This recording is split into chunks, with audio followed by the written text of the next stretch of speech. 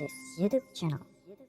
Mungkin seperti yang teman-teman ketahui juga nih, saat ini kan apa-apa sudah serba digital gitu ya. Dan yang paling banyak digunakan di dunia digital itu salah satunya adalah sosial media.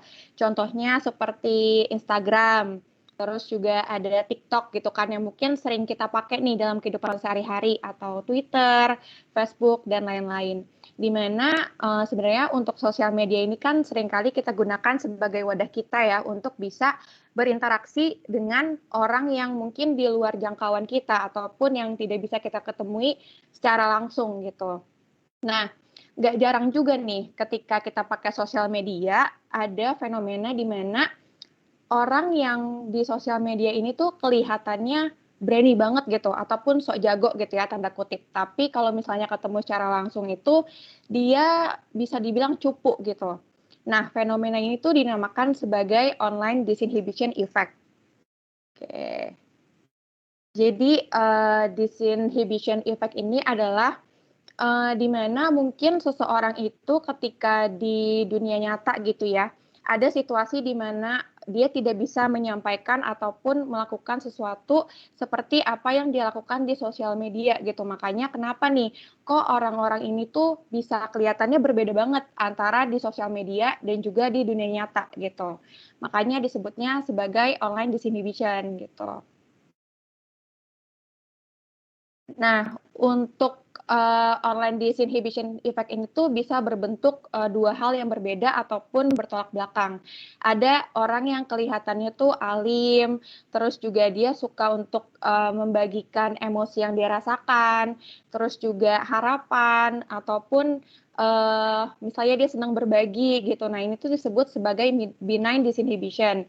Sedangkan kalau misalnya sebaliknya nih, ada juga orang yang suka untuk menyampaikan hate comment atau misalnya mengancam, terus juga marah-marah, terus juga dia suka untuk membuka membuka situs-situs pornografi gitu. Nah, ini tuh disebut sebagai toxic disinhibition gitu. Jadi ya dia melakukan hal-hal yang istilahnya mungkin nggak berani gitu dia lakukan secara langsung gitu ya kalau misalnya di dunia nyata. Tapi kalau misalnya di internet tuh dia berani nih kayak tadi untuk ngelihat pornografi gitu kan ataupun dia melakukan kejahatan gitu. Oke. Selanjutnya di sini ada 6 faktor nih pembentuk kenapa sih kok ada ya uh, orang yang di dunia nyata maupun di sosial media itu beda banget gitu. Ternyata ada pembahasannya nih dari salah satu jurnal cyber psychology dari Suler 2004 gitu. Jadi dia menyampaikan bahwa ada 6 faktor yang bisa menjadi 6 faktor yang mungkin menjadi jawaban gitu kenapa ada orang di sosial medianya seperti itu dan ketika di dunia nyatanya kok berbeda banget gitu. Nah, mungkin ini kita sambil bahas satu-satu ya. Oke. Kalau yang pertama itu ada namanya dissociative anonymity. Dissociative anonymity itu sebenarnya prinsipnya anonimitas sih, teman-teman. Jadi kalau misalnya di sosial media itu kan kita bisa menggunakan nama, terus juga alamat email yang sebenarnya itu bukan identitas asli kita gitu. Dia menggunakan identitas yang berbeda. Contohnya kayak misalnya di Instagram gitu ya, ada orang yang nama Instagramnya Laura, tapi ternyata dia nama aslinya tuh Joko gitu. Jadi dia emang membedakan gitu antara identitas asli dia dengan identitas dia di sosial media gitu. Makanya ketika ada orang yang sampai menipu gitu ya, dia tuh bisa ngaku gitu kalau misalnya itu bukan dia, karena bisa dibilang orang-orang yang disinhibition ini tuh mikirnya ya online self itu berbeda antara dia di sosial media dan juga di dunia nyatanya gitu teman-teman. Nah, yang kedua itu ada faktor invisibility ya. Faktor invisibility itu sebenarnya lebih ke prinsip tidak terlihat gitu, di mana dari nama ataupun identitas asli teman-teman yang diketahui gitu. Tapi tetap ada kesempatan bahwa kita ini tidak bisa dijangkau sama orang lain secara langsung gitu. Kayak misalnya gini, aku punya akun Instagram gitu, misalnya namanya Bilqis Adila ataupun nama email gitu ya, bilqisadila@gmail.com gitu. Nah, orang-orang tuh tahu nih nama aku Bilqis identitasnya, tapi belum tentu kan kita bisa ketemu secara langsung kan, dan orang itu bisa tahu nih wujud asli aku tuh kayak apa. Jadi kayak ini tuh kita temenan sama orang baru di sosial media, tapi kita nggak tahu sosok dari teman baru kita ini kayak apa gitu, wujud aslinya gitu. Makanya untuk orang-orang yang disinhibition itu mereka ya lebih berani gitu kan, misalnya untuk menyampaikan suatu hal yang mungkin buruk ke orang lain gitu, karena mereka nggak ngerasa khawatir gitu. Nggak banyak orang yang tahu ini toh tentang wujud asli aku tuh seperti apa gitu. Jadi mereka tuh berlindung di balik invisibility tadi gitu ataupun tidak terlihat. Jadi emang berbeda nih kalau misalnya yang tadi yang pertama itu dissociative anonymity itu prinsipnya anonimitas, kalau invisibility itu tidak terlihat gitu. Identitasnya diketahui tapi dia tidak tahu nih wujud aslinya itu seperti apa. Oke. Selanjutnya itu ada asynchronicity, yang namanya asynchronicity ya, berarti kan tidak sinkron. Nah, tidak sinkronnya secara apa nih? Secara waktu. Karena kalau interaksi di sosial media itu kan pada dasarnya tidak real time gitu ya, teman-teman. Jadi orang tuh bebas nih mau respon kapan aja. Bahkan di chat yang kita pikir itu lebih responsif, kayak di WhatsApp gitu kan. Ya mungkin kita mikirnya orang-orang akan lebih respon gitu, tapi nyatanya kan nggak juga gitu, tergantung kita akan balasnya kapan gitu. Nah, interaksi yang tidak sinkron ini secara waktu itu membuat orang bisa lari gitu.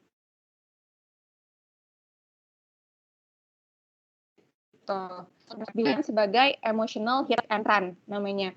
Di mana kita itu menuliskan ataupun melakukan sesuatu yang jahat gitu ya.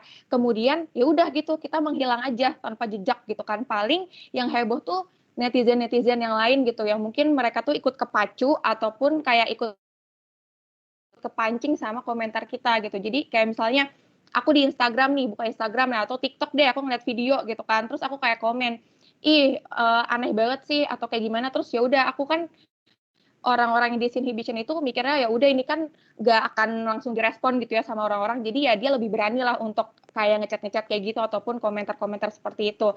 Terus tiba-tiba ngilang aja. Terus yang repot kan netizen yang lain gitu ya, kenapa kayak gini bla bla bla bla bla bla gitu. Nah orang-orang di Division tuh nggak mikir sampai sih itu gitu. Dia mikirnya ya udah gitu kan ini kan nggak bakalan secara langsung dia mendapatkan respon ketika dia melakukan suatu hal yang buruk kepada orang lain gitu. Nah selanjutnya ini ada solipsistic introjection. Sebenarnya untuk solipsistic introjection ini agak sulit dijelaskan ya, tapi simpelnya kayak gini. Ketika kita membaca tulisan ataupun ketika kita membaca tulisan orang lain itu sebenarnya kita itu sedang memaknakan dengan pandangan dan ekspektasi kita terhadap orang tersebut gitu. Jadi misalnya nih ada teman kita yang WhatsApp ke kita gitu atau misalnya chat gitu ya ibaratnya lagi chat ke kita terus dia cuma balas oh doang gitu atau misalnya nah orang itu kan bisa mengartikan itu sebagai suatu hal yang sinisme ataupun biasa aja sebenarnya. Jadi tergantung dari apa yang ada di pikiran kita gitu kan. Kadang ada juga orang yang senggol bacok gitu gara-gara tersinggung sama pernyataan orang lain. Padahal sebenarnya kan dia sendiri gitu yang memaknai itu sebagai suatu hal yang menyinggung gitu. Jadi kayak ada drama intrapsikis yang terjadi di kepalanya dia gitu. Contoh lainnya misalnya gini, misalnya ada namanya X gitu ya, ketemu sama influencer B gitu. Nah, gitu si X ini ngajakin foto si influencer. Kayak, "Kak minta foto dong," gitu kan. Nggak mau gitu influencernya. Padahal sebenarnya kalau dilihat situasi aslinya, mungkin aja kan ada beberapa kemungkinan ya. Bisa aja si influencernya itu nggak ngedengar, bisa aja emang lagi buru-buru gitu. Jadi dia tuh nggak bisa untuk foto bareng gitu. Nah, tapi karena si orang yang disinhibition ini, si X ya tadi gitu kan ngerasa tersinggung sama perbuatannya si influencer ini, makanya dia terkeluar lah di sosial media. Karena kan banyak ya teman-teman, kayak misalnya di Instagram gitu, di sosial media. Kayak misalnya kita tersinggung sama sikap kita keluarnya tuh di sosial media gitu. Jadi orang-orang yang disinhibition ini tuh menganggap bahwa sosial medianya itu sebagai panggung sandiwaranya dia gitu. Dan juga orangnya itu ataupun tadi ya contohnya kayak si influencer-nya itu sebagai pemain gitu yang ada di dramanya dia, di pikirannya dia, di otaknya dia gitu. Atau contoh kayak yang tadi gitu misalnya di awal gitu, kita tersinggung nih sama pernyataan orang lain gitu kan, misalnya ngechat kita cuma dibalas gitu doang gitu, kita tersinggung. Tapi karena kitanya males buat ngomong sama dia, ataupun misalnya kita nggak berani gitu ya ngomong sama orang yang langsung gitu, bentuk ketersinggungannya kita tuh kita malah ngomongnya tuh di sosial media gitu. Nah ini tuh bisa disebut sebagai solipsistic introjection gitu, karena ya tadi gitu kan proses pemaknaan terhadap apa yang kita lihat ataupun kita baca gitu. Jadi itu prosesnya ada di kepala kita sendiri gitu kan sebenarnya yang memaknakan situasi tersebut tuh sebenarnya seperti apa. Selanjutnya ada dissociative imagination. Jadi untuk dissociative imagination ini kan imajinasi gitu ya ibaratnya. Beberapa orang itu punya imajinasi yang mungkin sampai di luar nalar manusia pada umumnya gitu. Jadi orang-orang dengan disinhibition ini tuh seolah punya dunia yang terpisah, dunia dia di sosial media dengan dunia dia di real life gitu, di dunia asli. Jadi tuh kepisah gitu dunianya. Jadi udah bukan identitasnya aja nih teman-teman, tapi juga kehidupannya tuh udah terpisah banget gitu kan.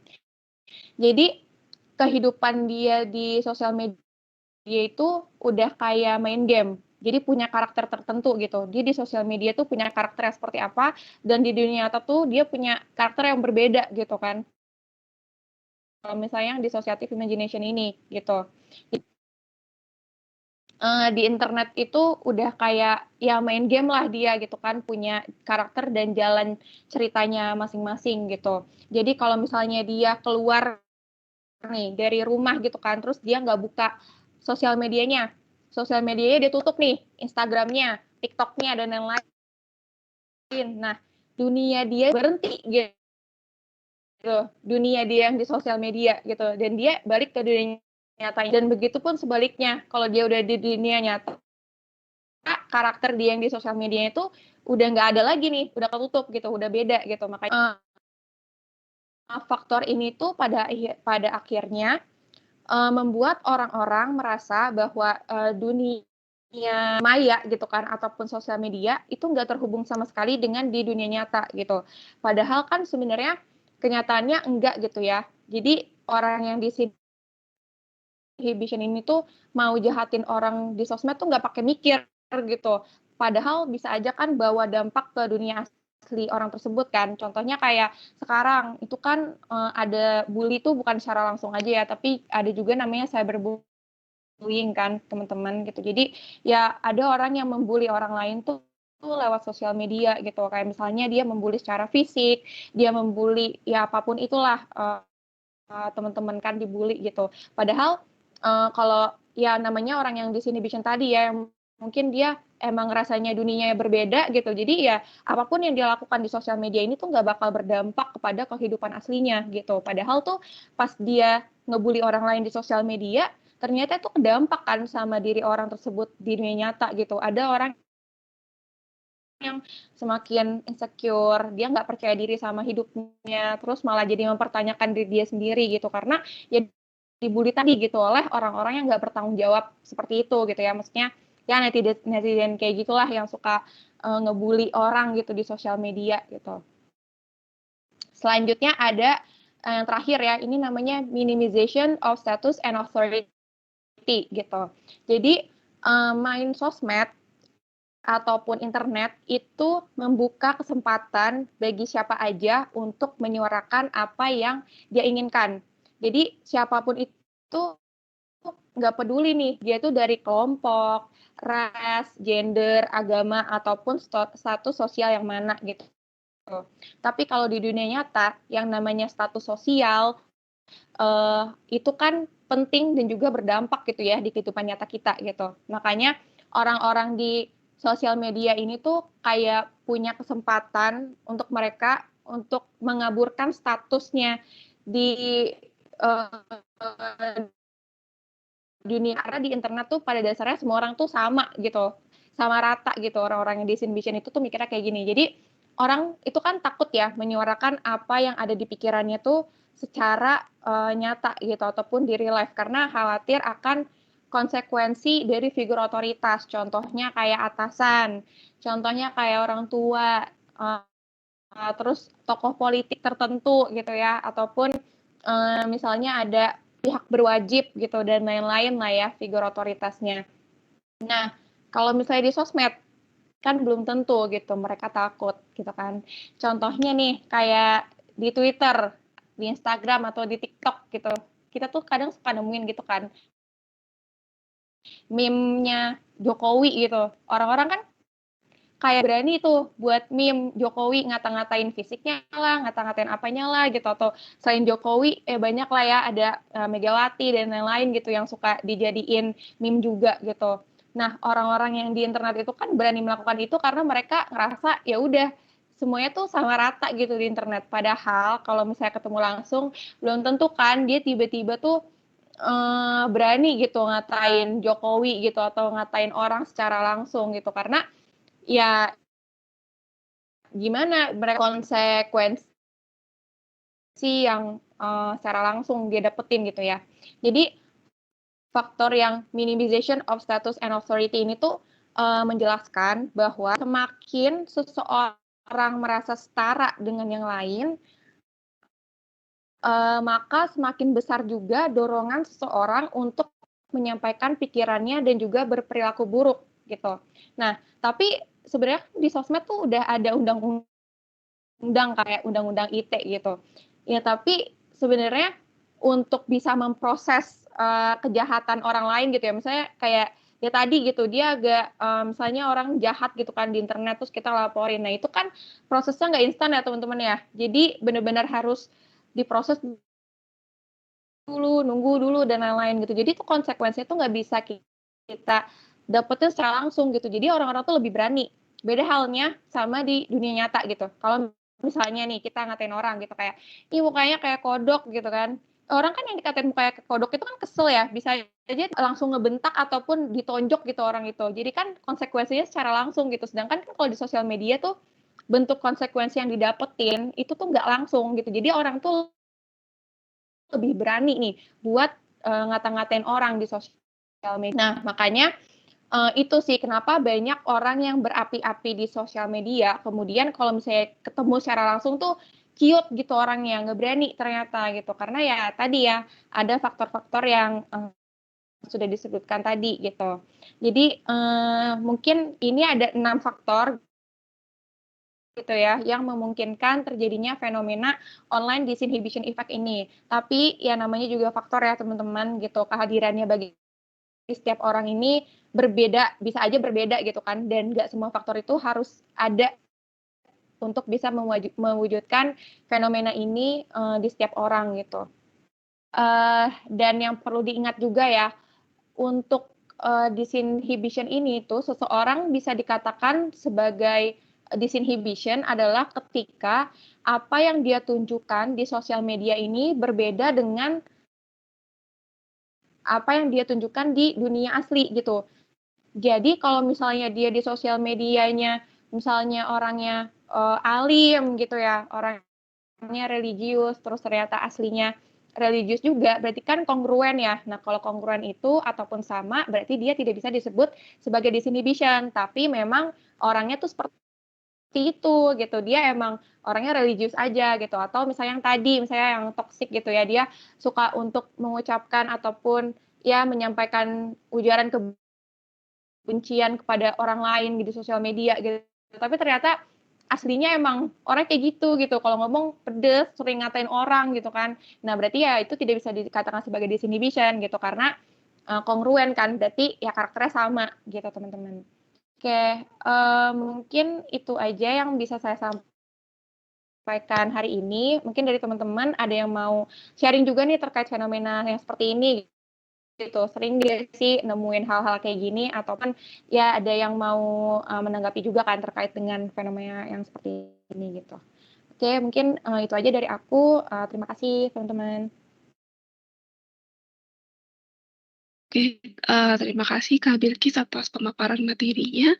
Mungkin dari penanggap pertama di sini ada Kak Pasti Reski Tamisha. Iya, halo. Iya, boleh silakan Kak. Ya, halo. Iya, Pasti. Kak. Selamat pagi semuanya, teman-teman. Terima kasih ya, Kak, buat Kak Bigis untuk membuat materinya yang tentang online disinhibition. Bagus juga. Dan kalau aku sendiri, aku itu orangnya bukan tipe yang suka sharing masalah atau pribadi atau apapun itu ke sosial media. Karena bagi aku sendiri, aku kayak menganggapnya gak perlu kita ungkapin ke sosial media gitu. Walaupun mungkin ya ada beberapa orang kayak harus mengekspresikan ke sosial media, tapi menurut aku yang kayak suka mengekspresikan ke sosial media itu biasanya kayak dia butuh perhatian ataupun kayak pengen orang tersebut ngerasa atau tersinggung. Nah, aku pun sendiri, aku juga pernah ngalamin, aku merasa tersinggung dengan kata-kata seseorang, yang mana kata-katanya itu di-share di Instagram. Ya aku pas baca itu emang kayak bingung sih menganggapnya gimana dan merasa kayak gimana ya, yang mana kayak kenapa sih harus dikasih tahu ke Instagram, dimana kita bisa aja ngomongin berdua gitu. Pas ketemu langsung juga dianya juga diem aja, jadi ya Selesai ya. iya kayak gitu. Mungkin gitu aja untuk tanggapan saya, Kak. Oke, jadi kalau dari Fasti kan tadi ada pengalaman juga ya kalau misalnya di sosial media sama temen gitu kan, kamu tersinggung gitu, tapi emang temen kamu nih lebih ngebahas di sosial media dibanding pas ketemu langsung tuh dia diem aja gitu ya, tapi di sosial media ternyata dia ngomong gitu kan. Nah sebenarnya emang tadi mungkin ada dua hal juga kan yang bisa jadi benign disinhibition sama toxic disinhibition gitu. Kalau misalnya benign disinhibition itu kan tadi bisa digunakan sebagai alat kita tuh sebenarnya untuk bisa ngembangin diri juga pasti gitu. Jadi kalau misalnya kita di dunia nyatanya nih nggak berani nih untuk bisa menyampaikan pendapat, ngobrol gitu. Sedangkan di sosial media itu kita lebih bisa sharing gitu kan terhadap apa yang kita rasakan itu juga sebagai proses development kita gitu. Cuma kan kalau tadi contohnya dari Fasti kan berarti ya temennya mungkin ada drama gitu ya di pikiran dia gitu. Sebenarnya itu bisa diselesaikan secara langsung pas ketemu sama Fasti kan, tapi ya dia memilih untuk nyebar di sosial media gitu ya Fasti ya. Iya betul. Oke. Mungkin ada lagi ya tadi yang lain? Oke, terima kasih Kak Pasti. Mungkin selanjutnya dari Kak Naryana Nugraha. Baik Kak, terima kasih Kak Bilkis atas materinya. Materinya sangat bagus sekali Kak. Saya mau bertanya nih Kak. Saya punya teman yang dia pendiam di dunia nyata dan dia jarang berkomentar di atas kejadian apapun gitu. Tapi saat dia memegang gadgetnya atau di online, dia langsung berubah 180 derajat sifatnya. Dia sering memberi komentar ujaran kebencian, komentar yang berkata kasar dan cyberbullying termasuknya. Bahkan dia memiliki banyak akun untuk seperti membuli timnas-timnas e-sport yang kemarin kalah dari SEA Games itu Kak. Nah, saya udah mencoba mencegahnya agar dia tidak melakukannya lagi, tapi dia tetap melakukannya Kak. Mungkin apa yang bisa saya lakukan untuk bisa mencegahnya gitu Kak? Oke. Jadi kalau misalnya untuk di sosial media itu kan sangat luas gitu ya sebenarnya ya, Naryana gitu. Jadi beda halnya nih sama saat kita tuh ketemu secara langsung gitu kan. Mungkin tadi tuh, itu bisa jadi faktor ada namanya dissociative imagination tadi mungkin yang aku sampaikan ya Naryana. Jadi dia ngerasanya mungkin kehidupan dia di sosial media dengan di dunia aslinya itu beda nih, nggak akan terhubung gitu. Jadi dia mau bully orang lain, mau ngatain orang lain gitu kan, ya nggak akan terhubung juga gitu sama dunia nyata, nggak akan berdampak juga. Padahal kan itu sebenarnya berdampak kan gitu. Dan kalau misalnya gimana sih caranya kita nih supaya temen kita nih, kita udah tahu kan kondisi dia tuh kalau misalnya di sosial media tuh sering mengucapkan ujaran kebencian dan lain-lain gitu. Sebenarnya itu hal yang udah di luar kontrol kita untuk kayak lo jangan kayak gini gitu.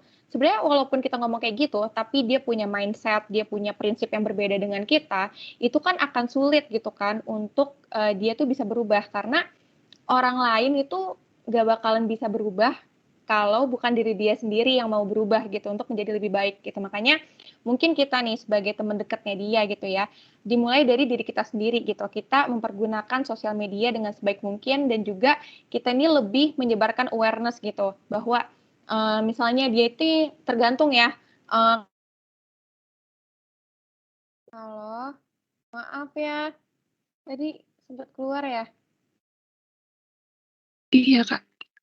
Iya, tadi aku ngomong sampai mana ya? Sampai awareness, Kak. Sampai awareness. Sampai awareness ya. Jadi mungkin yang bisa kita lakukan tuh dari diri kita sendiri dulu yang mulai gitu, untuk bisa memberikan lebih awareness kepada bukan cuma dia aja mungkin ya, tapi teman-teman kita yang lain gitu, supaya lebih bijak dalam menggunakan sosial media gitu, dari sikap kita maupun dari perkataannya gitu. Dan kalau misalnya ke teman sendiri, gimana nih yang dekat sama kita? Nah, karena kita yang paling tahu teman kita, jadi kan kita tahu nih karakter dia tuh seperti apa sih kalau misalnya diajak ngobrol gitu. Apakah dia orangnya yang denial, apakah dia orangnya kalau diajak one on one tuh dia orangnya mendengarkan, atau orangnya seperti apa gitu. Jadi kita menggunakan pendekatan-pendekatan yang dia bisa terima gitu, Nariana gitu. Jadi kan kalau misalnya kamu tahu nih teman kamu orangnya kalau diajak ngobrol tuh ngegas gitu ya, berarti kan kamu nggak bisa nih langsung kayak to the point, X gitu, jangan kayak gini ya, gini gitu. Tapi mungkin pendekatannya tuh lebih pelan-pelan gitu kan, mulai dari hal terkecil aja gitu. Misalnya kamu ya udah nih makin, kalau misalnya nggak terlalu deket sama dia, ya ngedeketin diri, terus ngobrol pelan-pelan gitu kan. Ini tuh ada loh, kayak misalnya kamu ngasih tahu gitu, ini ada nih korban bully gitu kan, dia di sosial media, jadinya misalnya dampaknya tuh jadi dia nggak mau sekolah loh, kasihan banget ya. Padahal nih sebenarnya dia harusnya lebih masih muda dan lain-lain gitu. Kayak gitu-gitu loh, maksudnya pendekatan-pendekatan di mana yang sesuai dengan karakteristik dari teman kamu gitu, Nariana. Mungkin kalau dari aku sih itu aja gitu. Cuma kan balik lagi gitu, yang namanya perubahan itu harus dimulai dari diri kita sendiri. Kalau kita sendirinya emang nggak mau berubah, itu akan sulit juga buat orang lain masuk gitu. Yang penting dari kamunya udah coba dulu gitu. Terkait dia akan berubah atau seperti apa, keputusannya ada di diri dia sendiri kan sebenarnya gitu. Yang penting kitanya berusaha semampu kita, ajakin ngobrol, deketin segala macam, ngasih tahu nih pentingnya untuk nggak ngomong kasar dan lain-lain gitu kan. Sebenarnya itu membantu juga gitu ya, untuk kita menanamkan dikit-dikit lah ke dia gitu kan, supaya dia ini lebih mungkin dari karakternya bisa kebentuk supaya dia jadi lebih baik lagi, kayak gitu sih Nariana. Mau nanya dong, Lukis. Jadi sebenarnya tadi apa istilahnya Disinhibition. Nah, itu tuh kelainan apa penyakit gitu nggak sih? Atau apa sih maksudnya? Sebenarnya cuma perilaku dia gitu kan, keadaan psikologis di mana apa yang dia tunjukkan di tadi ya di internet gitu kan, atau dunia maya tuh berbeda sama dunia asli gitu. Jadi kalau misalnya dia disebut sebagai kelainan ataupun disorder tertentu tuh harus ada pengecekan lagi sih. Ini tuh sebenarnya masuknya ke gangguan kepribadian atau ke gangguan apa gitu Kak Gina. Tapi ini sebenarnya lebih ke perilaku dia aja gitu kan, yang berbeda gitu antara di sosial media sama di dunia nyata gitu.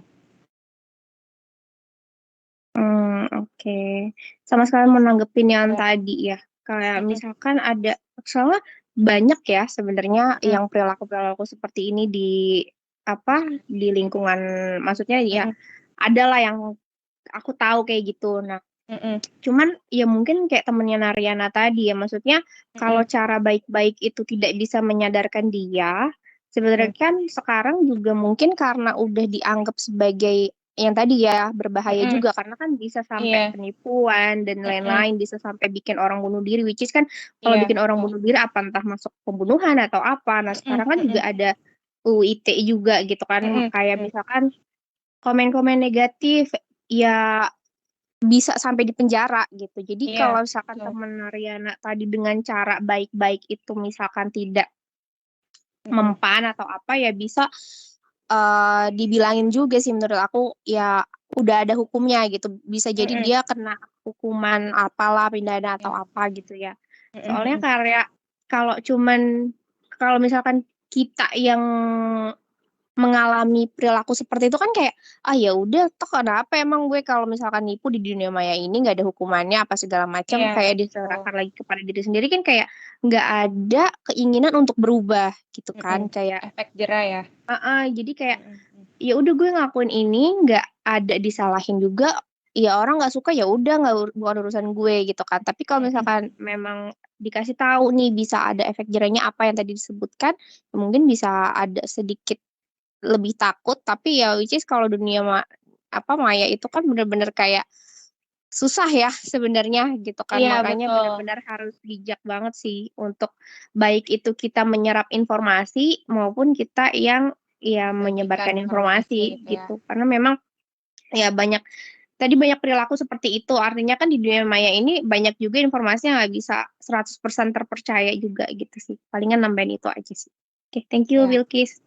Ya, thank you Kak Gina udah menambahkan gitu. Tadi benar juga sih, maksudnya mungkin kalau misalnya secara baik-baik gitu udah nggak bisa, tapi ternyata perilaku dia ini sudah sangat-sangat kamu ngelihatnya mengganggu kehidupan orang lain gitu ya.